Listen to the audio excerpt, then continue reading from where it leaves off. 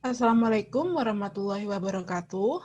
Perkenalkan, kami dari kelompok 6 akan mempresentasikan materi yang berjudul Foundation of Business Intelligence, Databases and Information Management. Di sini kami terdiri dari 4 anggota. Yang pertama adalah saya sendiri, Lailatul Humayroyani. Kemudian yang kedua ada Lili Meidi Girwana. Yang ketiga ada Devia Nur Agustin. Dan yang terakhir ada Putri Permatasari. Untuk penjelasan selanjutnya akan dijelaskan oleh rekan saya.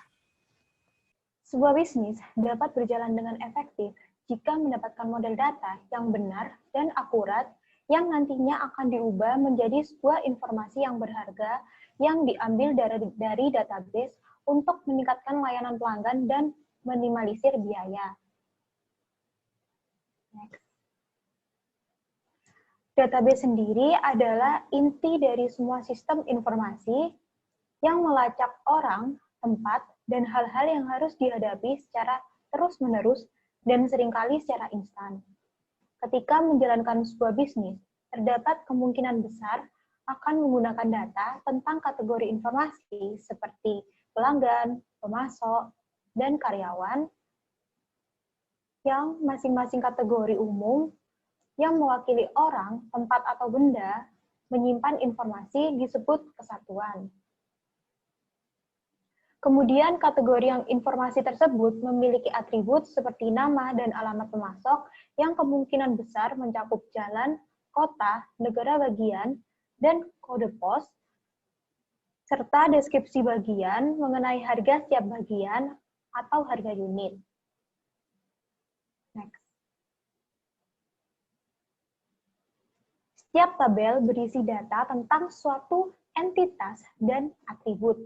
Entitas sendiri adalah sebuah objek atau benda nyata yang dapat digambarkan oleh data. Entitas ini seperti pelanggan, pemasok, dan karyawan. Sedangkan atribut sendiri adalah kualitatif yang dimiliki oleh suatu objek yang mencerminkan sifat-sifat dari objek tersebut atau karakteristik dari entitas. Contohnya itu seperti nama, alamat pemasok, dan harga unit.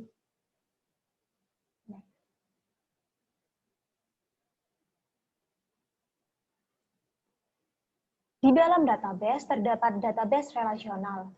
Database relasional sendiri merupakan metode utama untuk mengatur dan memelihara data yang paling umum saat ini dalam sistem informasi.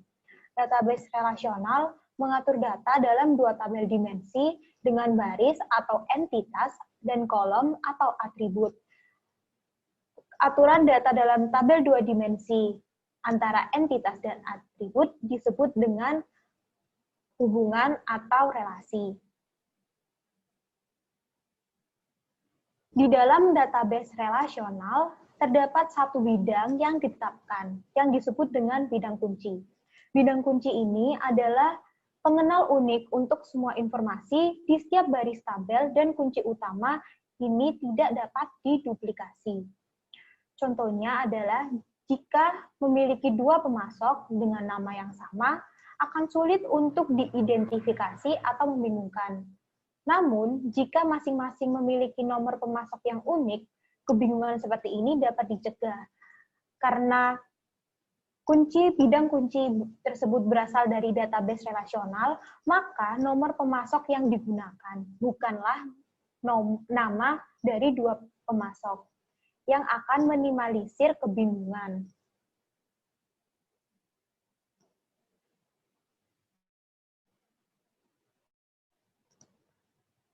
Next. Hubungan tabel dalam database relasional yang paling penting disediakan oleh sistem informasi adalah diagram relasi entitas yang terkait satu sama lain. Tabel dalam database relasional memiliki hubungan one-to-one atau satu ke satu, yang kedua one-to-many atau satu ke banyak, dan many-to-many banyak ke banyak. One-to-one sendiri, contoh dari one-to-one sendiri atau satu ke satu adalah penyimpanan data rahasia tentang karyawan seperti nama karyawan, tanggal lahir, alamat, posisi pekerjaan, tabel, dalam satu tabel dan data rahasia tentang karyawan tersebut seperti gaji atau tunjangan pensiun di tabel lain. Nah, kedua tabel yang berkaitan dengan satu karyawan ini akan memiliki hubungan satu ke satu karena setiap catatan dalam tabel karyawan dengan data karyawan tersebut hanya memiliki satu catatan terkait dalam tabel, yaitu rahasia karyawan. Yang kedua adalah one to many atau hubungan satu ke banyak. Contoh dari hubungan satu ke banyak ini sendiri adalah hubungan antara entitas supplier dan produsen. Dalam database, setiap pemasok dapat memasok lebih dari satu bagian, tetapi setiap bagian hanya memiliki satu pemasok. Jadi, supplier dapat menyuplai barang-barangnya kepada beberapa produsen, tetapi produsen hanya bisa mendapatkan barang dari supplier, dari satu supplier. Nah, ini disebut dengan one to many atau satu ke banyak. Yang ketiga adalah many to many atau banyak ke banyak. Contoh dari many to many itu sendiri adalah jika terdapat satu pesanan, dapat banyak bagian dari pemasok, satu bagian dapat dipesan berkali-kali pada pesanan yang berbeda. Ini menciptakan hubungan banyak ke banyak antara tabel produsen dan order. Setiap kali ada hubungan banyak ke banyak di antara dua tabel, kedua tabel ini harus dihubungkan dalam tabel yang menggabungkan informasi. Jadi, kenapa dikatakan banyak ke banyak?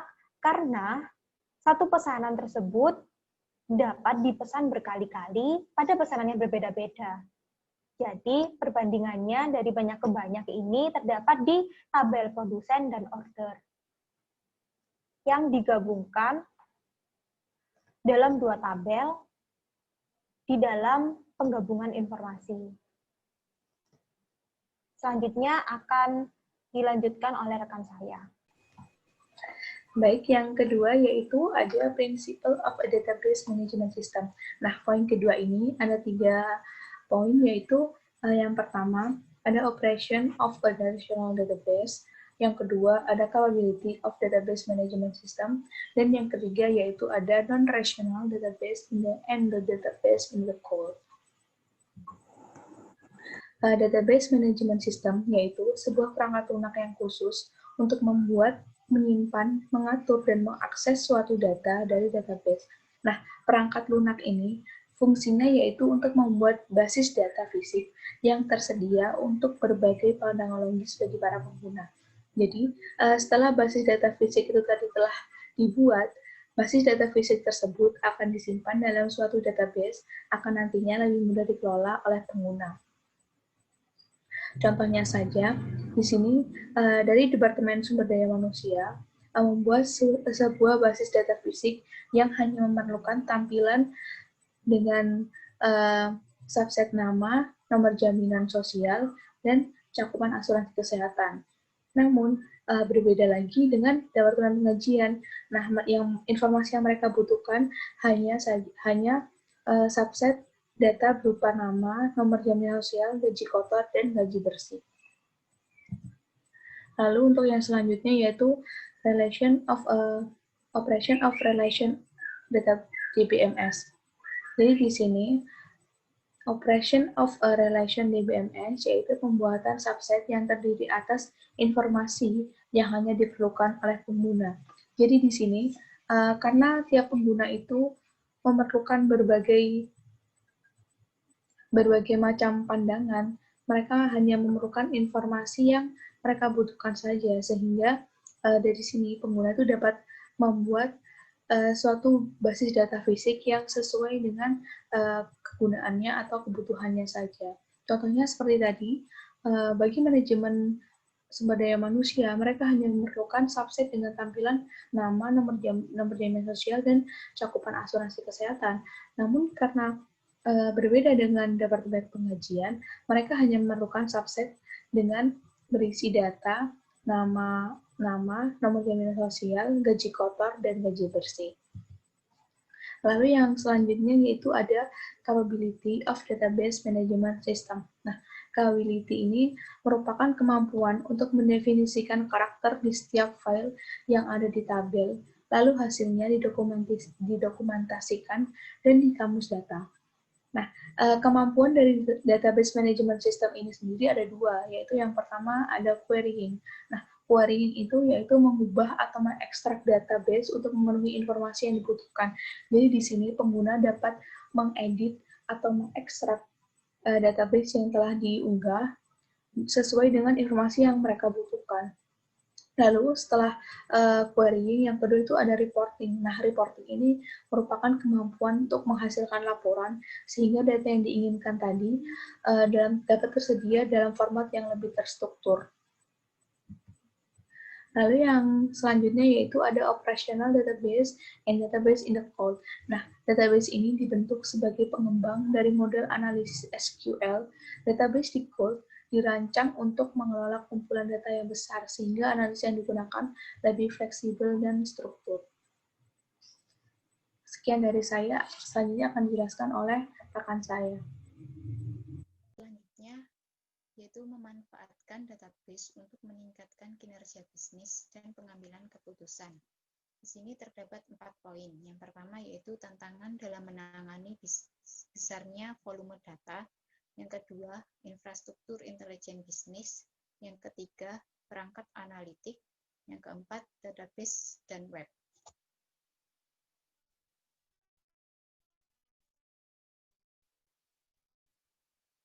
Next. Tantangan dalam menangani besarnya volume data. Data besar tidak mengacu pada jumlah tertentu, namun biasanya mengacu pada data di kisaran petabyte dan exabyte, dengan kata lain miliaran hingga triliunan rekaman. Semuanya berasal dari sumber yang berbeda. Data besar diproduksi dalam jumlah jauh lebih banyak dan jauh lebih cepat daripada data tradisional. Bisnis tertarik pada data yang besar karena mereka dapat mengungkapkan lebih banyak pola dan anomali yang menarik daripada kumpulan data yang lebih kecil, yang berpotensi memberikan wawasan baru tentang perilaku pelanggan atau fenomena lainnya. Namun, untuk memperoleh nilai bisnis dari data ini, organisasi membutuhkan teknologi dan alat baru yang mampu mengelola dan menganalisis data non-tradisional beserta data perusahaan tradisional mereka.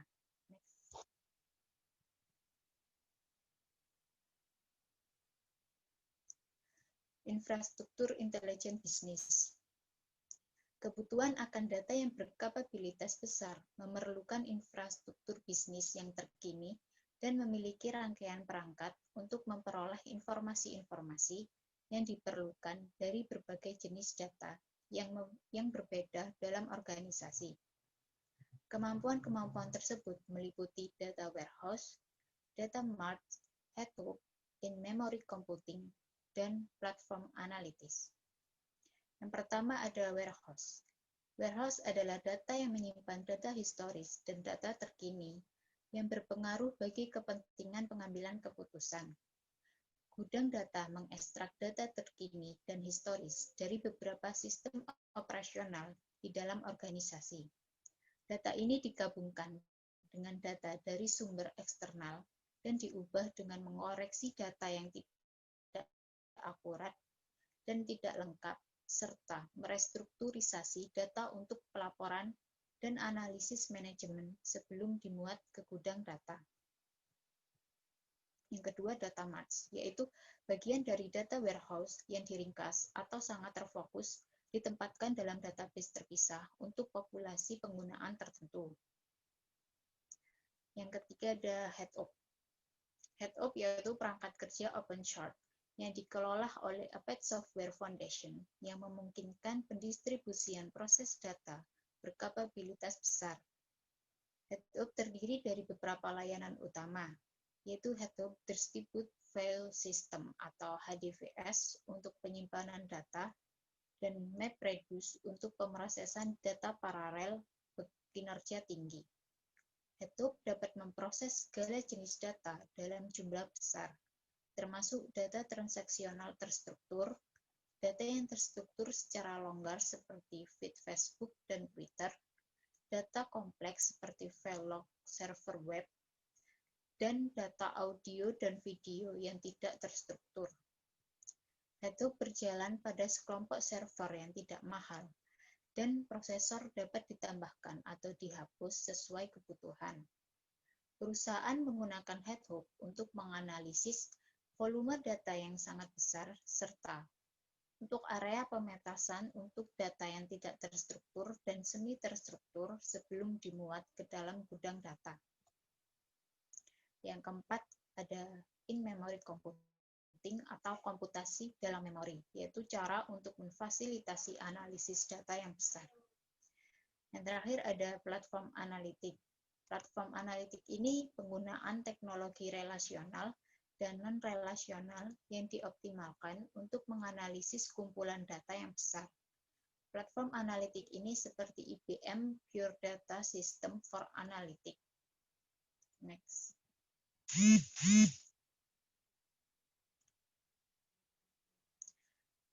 Selanjutnya perangkat analitik. Yang pertama ada pengolahan analitik online. Pengolahan analitik online ini mendukung analisis data yang multidimensional yang memungkinkan bagi para pengguna untuk melihat data yang sama dalam cara-cara yang berbeda dengan menggunakan banyak dimensi. Yang kedua yaitu data mining. Data mining memberikan wawasan pada korporat. Tipe informasi yang dapat diperoleh dari data mining yaitu yang pertama, asosiasi. Asosiasi adalah kejadian yang terkait dengan satu peristiwa. Misalnya, studi tentang pola pembelian supermarket mungkin mengungkapkan bahwa ketika minuman cola dibeli 65% dari waktu itu, tetapi ketika ada promosi, cola dibeli 85% dari waktu itu. Informasi ini membantu manajer membuat keputusan yang lebih baik karena mereka telah mempelajari keuntungan dari promosi. Yang kedua yaitu sequen atau urutan yang biasanya ditautkan dengan waktu. Yang ketiga, klasifikasi. Klasifikasi mengenai pola-pola yang menggambarkan kelompok yang menjadi item yang memeriksa item yang ada yang telah diklasifikasikan dan dengan menyimpulkan seperangkat aturan. Yang keempat yaitu pengklasteran. Pengklasteran bekerja dengan cara yang mirip dengan klasifikasi. Ketika belum ada kelompok yang ditentukan, alat penambangan data dapat menemukan pengelompokan yang berbeda dalam data, seperti menemukan kelompok afinitas untuk kartu bank atau mempartisi database menjadi kelompok pelanggan berdasarkan demografi dan jenis investasi pribadi. Misalnya yaitu peramalan. Peramalan menggunakan prediksi dengan cara yang berbeda. Ini menggunakan serangkaian nilai yang ada untuk meramalkan apa yang akan menjadi nilai lain. Misalnya, peramalan mungkin menemukan pola dalam data untuk membantu manajer memperkirakan nilai variabel kontinu di masa depan, seperti angka penjualan. Yang ketiga yaitu text mining dan web mining.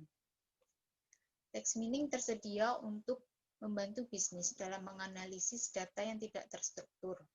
Alat bantu ini dapat mengekstrak elemen-elemen kunci dari rangkaian data yang besar dan tidak terstruktur. Web mining akan mencari pola dalam data melalui penelusuran konten, struktur, dan penggunaan. Next.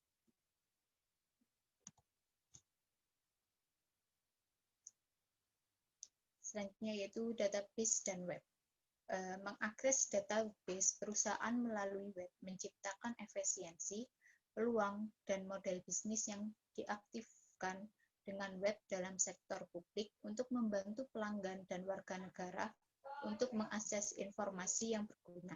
Jadi, perusahaan banyak menggunakan web untuk membuat beberapa informasi di database internal tersedia bagi pelanggan dan mitra bisnis. Misal memeriksa ketersediaan inventaris untuk produk dari pemasoknya.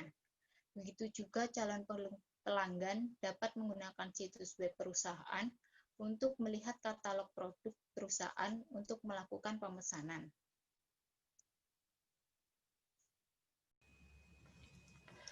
Yang selanjutnya saya akan menjelaskan mengapa kebijakan informasi, administrasi data, dan jaminan kualitas data penting untuk mengolah sumber data perusahaan. Yang pertama adalah membangun kebijakan informasi. Kebijakan informasi sendiri menetapkan aturan organisasi untuk berbagi, menyebarkan, memperoleh, membakukan, mengklasifikasikan, dan menginventarisasi informasi. Kebijakan informasi ini sendiri mengidentifikasi pengguna dan unit organisasi mana yang dapat berbagi informasi dan di mana informasi dapat didistribusikan dan siapa yang bertanggung jawab untuk memperbarui dan memelihara informasi tersebut. Jika Anda berada dalam bisnis kecil, pemilik atau pengelola akan menetapkan dan menerapkan kebijakan informasi. Apabila Anda dalam organisasi besar, pengelolaan dan perencanaan informasi sebagai sumber daya perusahaan seringkali memerlukan fungsi administrasi data formal. Nah, administrasi data ini bertanggung jawab atas kebijakan dan prosedur khusus yang melalui data dapat dikelola sebagai sumber daya organisasi. Tanggung jawab ini mencakup pengembangan kebijakan informasi, perencanaan data, pengawasan, desain database logis, dan pengembangan kampus data, dan juga pemantauan bagaimana spesialisasi sistem informasi dan kelompok pengguna akhir menggunakan data. Sebuah organisasi besar juga memiliki grup desain dan manajemen basis data di dalam divisi sistem informasi perusahaan dan bertanggung jawab untuk menentukan dan mengatur struktur dan konten basis data pemeliharaannya.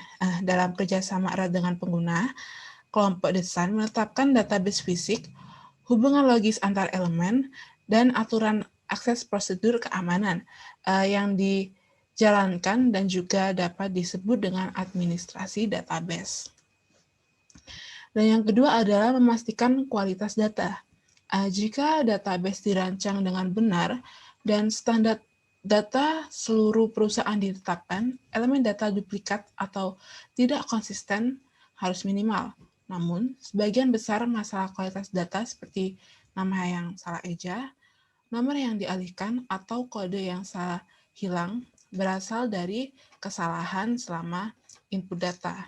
Nah, yang pertama ini ada audit kualitas data. Sebelum database baru tersedia, organisasi perlu mengidentifikasi dan memperbaiki data yang salah dan menetapkan rutinitas yang lebih baik untuk mengedit setelah database mereka dapat beroperasi. Nah, analisis kualitas data seringkali dimulai dengan audit kualitas data, yaitu survei terstruktur mengenai akurasi dan tingkat kelengkapan data dalam sebuah sistem informasi. Dan yang selanjutnya adalah dapat dilakukan pembersihan data. Pembersihan data dikenal sebagai pengosongan data, terdiri dari aktivitas untuk mendeteksi dan mengoreksi data dalam database yang salah, tidak lengkap, tidak diformat dengan benar, atau berlebihan. Pembersihan data tidak hanya mengoreksi data, tapi juga menegakkan konsistensi di antara kumpulan data yang berbeda yang berasal dari sistem informasi terpisah. Perangkat lunak pembersih data khusus tersedia dalam survei file data secara optimal, mengoreksi kesalahan dalam data, dan mengintegrasikan data dalam format yang konsisten di dalam perusahaan. Sekian presentasi dari kelompok kami. Apabila ada kekurangan ataupun kesalahan, kami dari kelompok 6 mohon maaf. Sekian, wassalamualaikum warahmatullahi wabarakatuh.